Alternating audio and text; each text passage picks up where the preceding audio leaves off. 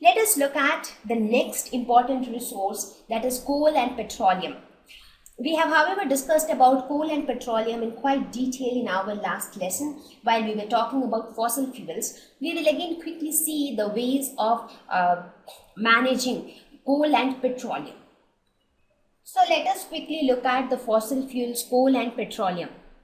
So coal and petroleum are fossil fuels. Why are they called fossil fuels? I don't think I need to explain all these things again because I have already discussed in detail about all this stuff. Still a quick review for you.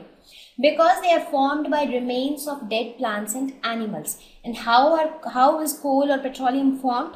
We'll talk about the entire process. However, we have talked about it before. These are important sources of energy because when you burn coal, you get huge amount of energy, and that energy is useful for many different purposes like generation of electricity or like cooking purposes. They are used for domestic purposes. They are also used in thermal power plant. So how are the fossil fuels formed? They were formed during the Carboniferous period. What was the Carboniferous period? It was a period long back, some 360 million years ago. So you can imagine how old it is. So it is somewhere around the period when the dinosaurs exist and things like that. So it was called Carboniferous period because of the presence of carbon in that period. So coal is nothing but the main constituent of coal is carbon, and it is since carbon is the main constituent, that is why when we burn coal, a lot of energy is emitted. So what happened during the Carboniferous period? The trees and plants which died, they sank to the bottom of the oceans. Okay. Then in due course of time, they formed a layer of spongy material called peat. So the dead remains of trees and plants which went to the bottom, they formed a spongy material called peat. This peat got covered with sand and clay with passage of time. With passage of time, more and more sand and more clay got deposited over the peat. As a result, the peat got squeezed and released water. Now, after releasing water, the squeezed peat gradually formed coal, oil, or natural gas. Now, do you think that this process was very simple and quick? It was not like that. It took several hundreds and thousands of years to form coal, oil, or natural gas. Right? So this was basically how fossil fuels are formed, and that is why they are known as fossil fuels, because they were formed by the remains of dead plants and animals. Now, what are the disadvantages with fossil fuels? We already know the advantages, right? They emit huge amount of energy, and that energy is used for many different purposes. But what are the disadvantages involved? The first one is air pollution. The amount of smoke which is released on burning coal is too much. It pollutes the air, it pollutes the atmosphere. Acid rain. What is acid rain? Because of the products which are emitted on burning the fossil fuels. When you burn fossil fuels, things like carbon oxides, oxides of carbon, oxides of nitrogen and sulfur are produced. And these things are acidic oxides, and what they do, when these things are emitted in the atmosphere during rainfall, they combine with the rain, and the rain is known as acid rain. This acid rain is extremely harmful, not only to the life forms, but it also has many other disadvantages, like it tarnishes the marbles, it tarnishes buildings. So acid rain is something which is hazardous, and it causes different types of diseases in different life forms. The greenhouse effect. What is greenhouse effect? I have spoken about greenhouse effect in detail in our previous lesson. Greenhouse effect is something like the greenhouse gases like carbon dioxide, methane. So what are these greenhouse gases? These are the gases which traps the energy from the sunlight within the atmosphere. And as a result, the more and more greenhouse gases you have, the more and more heat will be trapped in the atmosphere, and the more hotter the atmosphere will become. Now, burning these fossil fuels produces these greenhouse gases like carbon dioxide and methane. So it increases the amount of greenhouse gases in the atmosphere, and as a result, it causes global warming. I mean, it warms the atmosphere. right? So these are some of the major disadvantages with fossil fuels, and we see the major disadvantage is that it harms the atmosphere in one or the other way, either by air pollution or by acid rain or by greenhouse effect. Whatever it is actually harming the atmosphere, right? So the usage of fossil fuels has alarming environmental consequences. So what is the conclusion? The conclusion is that coal and petroleum should be used judiciously so that they are left for our future generation, because the advantages are obviously there. By burning coal and petroleum, we get so much of energy that is harnessed for electricity generation and all, and we need electricity in huge amounts, right? So we should make use of coal and petroleum, but we should not use coal and petroleum to a very large extent, so that the advantage which we are getting will get compensated by the disadvantage. That means on one side we will generate electricity, on the other side we will pollute the atmosphere to such extent that existence of life forms will become difficult. So when if life only doesn't exist in the exist on the planet, then what will you do by generating electricity, right? Makes sense? So we should use coal and petroleum judiciously so that the atmosphere is not completely destroyed, at the same time so that this coal and petroleum are left for our future generation also to use, because again coal and petroleums are also in limited amount, right? Every day you are not getting huge tons and tons of coal and petroleum, so you have limited stock but you have unlimited need. So we should make use of it judiciously so that it is left for our future generation, and also we do not pollute the atmosphere unnecessarily.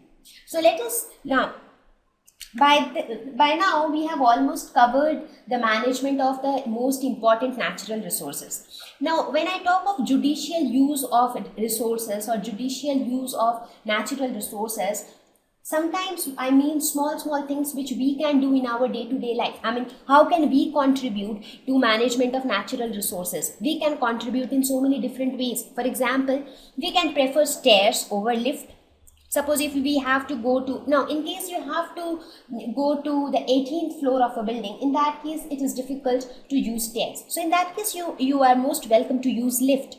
But let us suppose if you want to go to the first floor or second floor, many of the times people become too lazy to walk even 1 or 2 floors and they use lift. So when you use lift, you are actually, the lift is nothing but an electronic apparatus, so you are actually making use of electrical energy and wasting that energy. Correct? So we can prefer stairs over lift. We can prefer tube lights over bulbs, because bulbs consume more power. So again you are wasting more electricity there. So instead of because all we need is light. So we get light from tube light as well. So tube light is something which will consume lesser power. So we can prefer tube lights over bulbs. Prefer cycling over bus. Bus will consume so much of fuel, but if you cycle, the first thing is you remain healthy. Cycling is good for health. You remain fit and fine, and at the same time you save that amount of fuel. Prefer bus over car. Now let us suppose, cycling doesn't solve the purpose every time. Now let us suppose if you have to travel some 30 kilometers, you cannot cycle for 30, 40 or 50 kilometers, right? That becomes strenuous. So in that case, you can again prefer bus over car, because bus will utilize some amount of fuel, but at the same time it will carry some 50 passengers. But car will utilize almost the same amount of fuel and it will carry just 1 passenger. Right? So it is always preferred to use bus over car. Similarly, while commuting to your school or your office, you can always prefer carpooling. Let us suppose there are 6 of you staying in the same locality and you are all going to the same school. Instead of the fact that all of you go by your own car, it is better that you just all of you, the 6 of you, go in the same car. So at least you save the fuel of the remaining 5 cars. So these are some of the ways, these are some of the small efforts which, when taken together by everyone, helps us to save a lot of energy. Maybe by cycling 1 kilometer, I am saving a very small amount of fuel. But if that practice is followed by every person, altogether we are saving a lot of energy. right? So these are some of the small things which we can implement in our day-to-day life, so that we can also contribute, or we can also give our part, or we can perform our best to conserve our natural resources. Sustainable management is the gist of this entire lesson. So what we should always concentrate on is sustainable management. That means managing natural resources in such a way that they can be sustained for the future generation, so that they do not get depleted or they do not get extinct. So we have to manage the natural resources in that way. So what is that sustainable management? Management of natural resources in such a way that basic need or dependency from these resources is met. It is something like, managing the resource doesn't mean that you do not use that resource. You use that resource to meet the basic needs. For example, let us suppose you need water for your survival. So you make use of water, you utilize water for drinking purpose, for cooking, for washing clothes. You make use of it, but you do not waste water. Do not overuse it.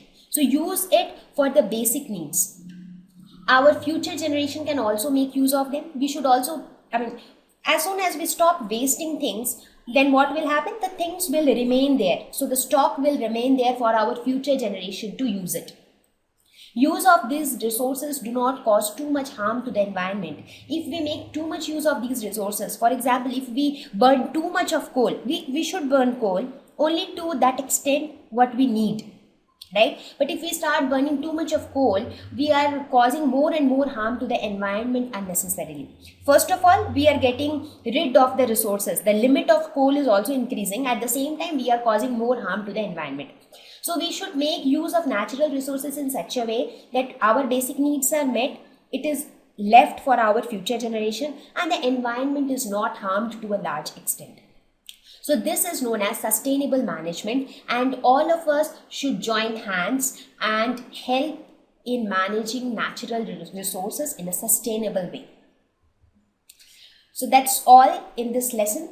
So see you all in the next lesson. Thank you.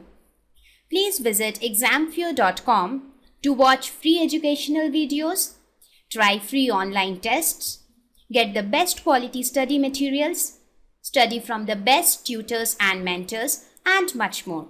Thank you once again.